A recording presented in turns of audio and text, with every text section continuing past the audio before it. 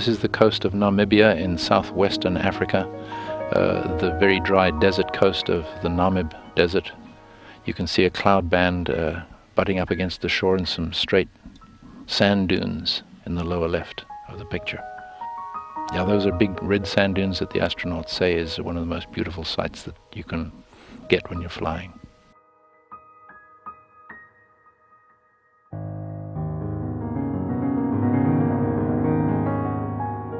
Coming into the view on the left is an impact crater right in the middle of the picture right about now, and some wind streaks. We know where this area is because it's a bit unique.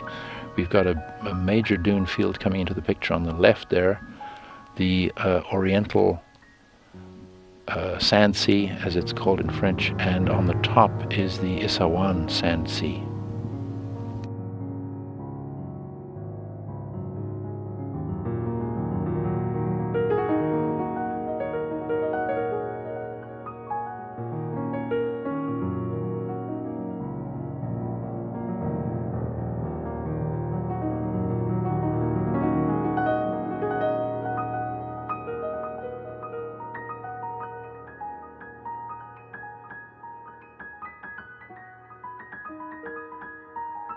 This is the island of Sicily, with cloud over Mount Etna, so you can't quite tell that there's a big volcano in the middle of the picture right now.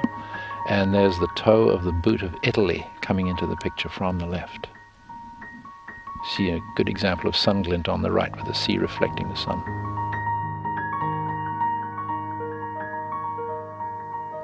This is the smooth east coast of the Kamchatka Peninsula again. As you move inland, it gets maybe even more striking as a picture because of all the volcanoes on this peninsula and the snowy mountains. There's a volcano just coming into the picture on the top left there. You can see a little knob-shaped feature.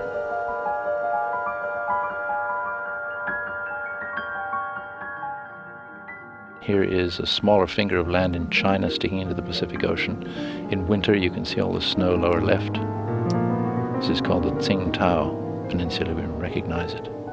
And again the sun glint point moving along the coast, upper center.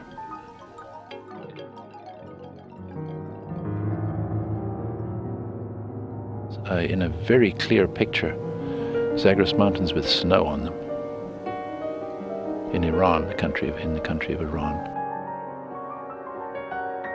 Here we have the north coast of Australia and the Gulf of Carpentaria and some islands. The biggest island at the bottom of the screen there is Groot Island, which means the big island in Dutch. When you see a huge, powerful feature like this, the astronauts do shoot them a lot, and we have had some detailed views looking right down the eye. Looking at the eye wall, in fact, and even I seem to remember views of breaking waves on the sea surface at the bottom of the eye. Amazing detail. Look at this neat picture of Great Salt Lake in Utah. And the variation in color? That's due to an almost complete blockage of the circulation of the lake by a trestle for a railroad that crosses from one side to the other. Stops the circulation and things get saltier and a little bit, yes, certainly saltier at the north end of the lake.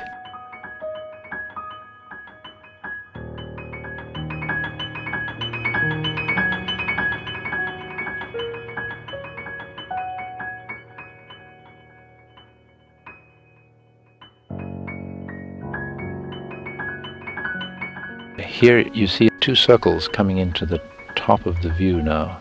These are either volcanoes or effects from inside the Earth producing circular features. We think this is the Big Bend area of Texas. This is an interesting sideways view of the peninsula of Florida, with the Keys stretching out into the lowest part of the picture there, and the shallow seas around the Bahama Islands, top right.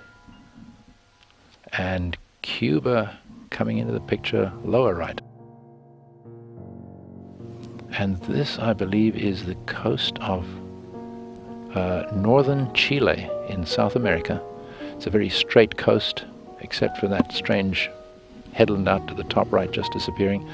And so the desert is the first part of the inland zone, and then you see much blacker at the top of the picture the Andes Mountains with some many dozens of volcanoes. And here is a thunderhead, the typical look of the thunderheads, big rainstorms that develop over the Amazon basin. And another one coming in top right.